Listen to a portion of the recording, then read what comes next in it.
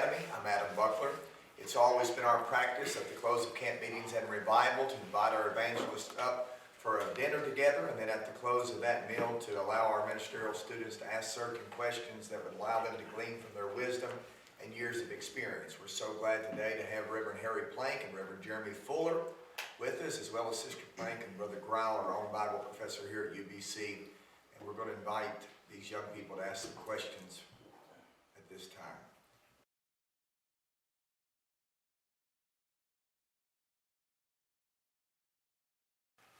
I will agree to a degree with Jeremy on that. What I find though, fellas, and here's something where I don't think you need to let the devil rob you. You need to do your best. You need to apply yourself. You need to know the word. You need to be a man of prayer. You need to carry your people on your heart. You do need to preach with that passion. On the other hand, I do know that in visiting churches within our group, there are men who are lousy talkers. There are men who really are not good pulpit preachers. Now, I'm going to tell you something. What I've seen coming from the pew, if they've got to have the choice, now, I wish that they never had to have that choice. I wish every pastor was a great pulpit preacher, but some of them aren't. They're just not, for whatever reason. They stumble over their words. They don't collect their thoughts like an orator would.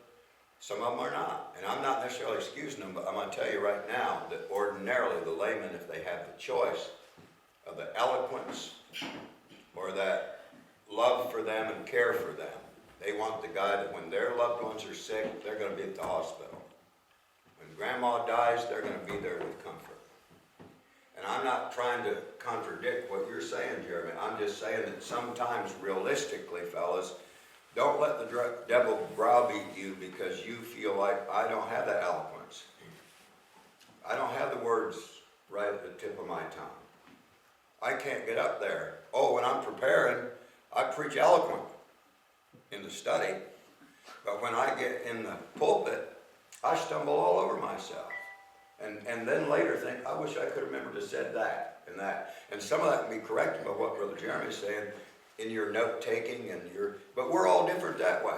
My son, Jim, that you guys have probably all heard, Jim is a great preacher. Jim almost verbatim reads his sermons if he hasn't memorized them. He does it in a way the Lord enables him, and a lot of people would not. I can't begin to do that. I couldn't begin to. Of course, he heard me preach. People ask me, how do you get to be such a great preacher after they've heard me? I said, man, he heard me preach 3 times a week for how many years? I mean, he learned how not to do it. I'm just saying, though, what I'm meaning to say to you is that I look at you guys, I have no clue. I've never heard any of you in the chapel. I've never heard any of you preach. But I'll guarantee some of you will have the eloquence. Some of you won't have. Don't you let the devil browbeat you over that. God knows what he's doing. He still has ministry for you. Now, I agree, you still must have a passion to get the word to your flock.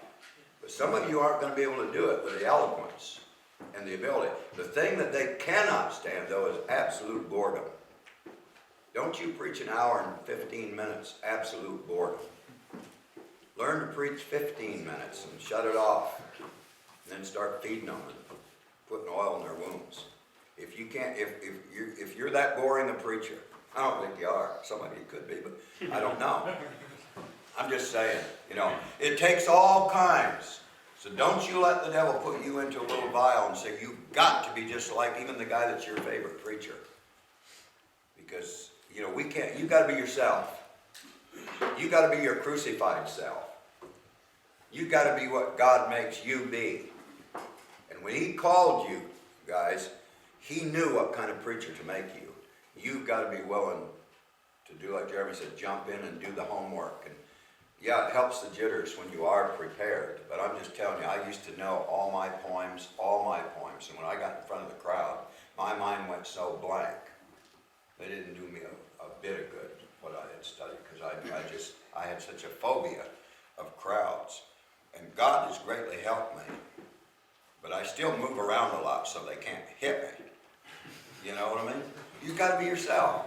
Don't you try to be like him. My wife's already accused me in this team, try to be like him, so I gotta get over that. We want to thank Brother Harry Plank and Brother Jeremy Fuller for sharing with our students and with you.